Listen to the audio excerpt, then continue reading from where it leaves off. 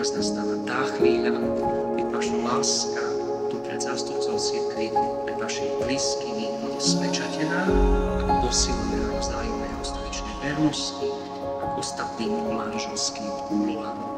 Preto sa vás pre Bohu a cirkvi pýtam, či je toto vaše rozhodnutie slobodné a úprimné. Áno. Áno.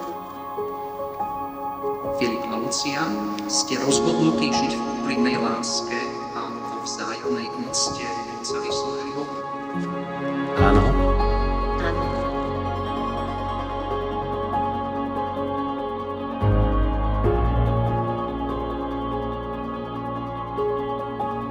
Filip, berieš si Luciu za svoju manželku?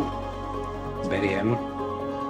Sľubuješ pred všemohúcim Bohom, že jej budeš verný manželom, že ju nikdy neopustíš, ani v šťastí, ani v nešťastí, ani v zdraví, ani v chorobe, že ju budeš milovať a ctiť vo všetky dni svojho života. Sľubujem.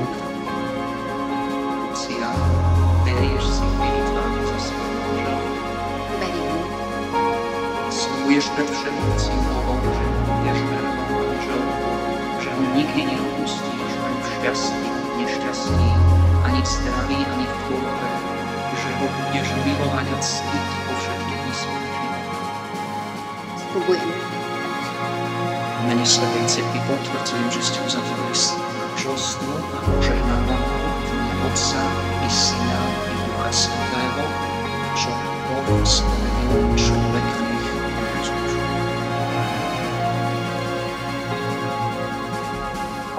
Pred oltárom nášho Pána Ježiša Krista prisahám, že svoj manželský sľub dodržím, tak mi Pán Boh pomáha.